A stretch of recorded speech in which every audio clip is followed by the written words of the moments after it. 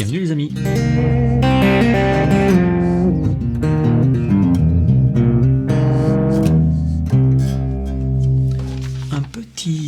Une petite question de Olivier. Olivier, bonjour Laurent. C'est une question d'ordre général. Comment as-tu fait pour passer du jeu au Mediator au jeu au doigt ? Lorsque j'essaie de faire une gamme ou simplement une petite mélodie sans le Mediator, je suis perdu et en plus c'est moche. Merci de ton aide Olivier. Je comprends. Quand j'étais gamin, je jouais au Mediator. J'ai joué pendant 16 ans au Mediator, de 76 à 92, 1992, donc ça date un peu. Et puis à partir de 92, comme j'avais une technique au doigt, avec plein de machins, comme je fais, plein de trucs, j'avais bossé. Et puis d'autre part, je jouais au Mediator, et ça se mélangeait pas, donc j'étais obligé de prendre le Mediator, l'escamoter, mais quand tu escamotes, ça veut dire que t'as pas un super jeu au doigt après. Parce que t'es encombré pour avoir un super jeu au doigt, faut pas avoir les trucs dans les mains, on est d'accord. Et donc, je me suis dit, allez, j'arrête le Mediator, je joue uniquement au doigt. Pendant 2-3 ans, j'ai eu un son de chiottes, mais totalement de chiottes. Et donc, il a fallu que je trouve les angles, mon ongle, comment, quelle technique, pourquoi.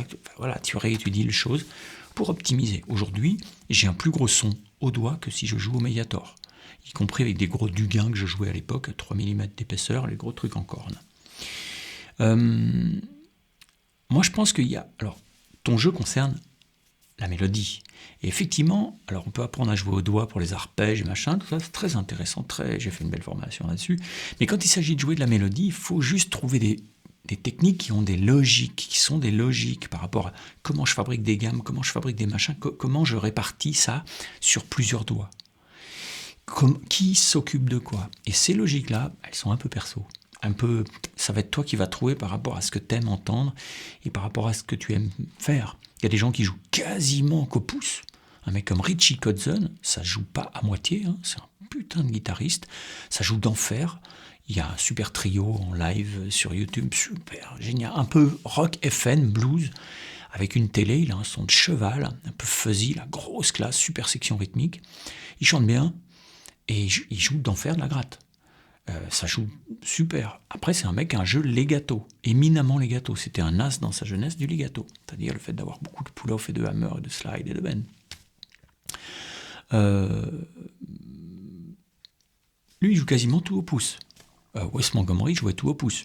Tu iras voir Wes Montgomery, tu vas te dire, mais quoi ? Je vois la chose, je l'entends, je comprends pas le rapport qui est entre les deux, tellement c'est virtuose. Un mec comme Jeff Beck joue au doigt. Ok ? Donc, ne vous dites pas, il faut absolument des ongles, et gna gna gna.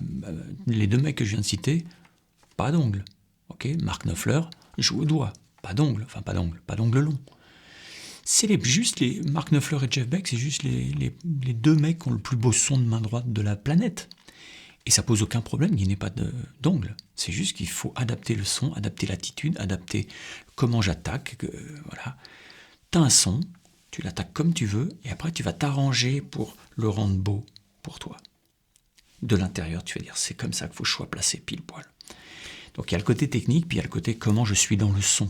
Si tu dis c'est moche, c'est aussi parce que c'est pas qu'une histoire de phrasé, c'est aussi sans doute une histoire de son. Faut t'y mettre, il faut abandonner si jamais ton goût c'est ça de jouer au doigt, abandonne ton Mediator, et tu t'en passes pendant 3 ans, et tu vas voir qu'à la fin tu auras le son. Voilà. Bye bye. Ciao, Olivier.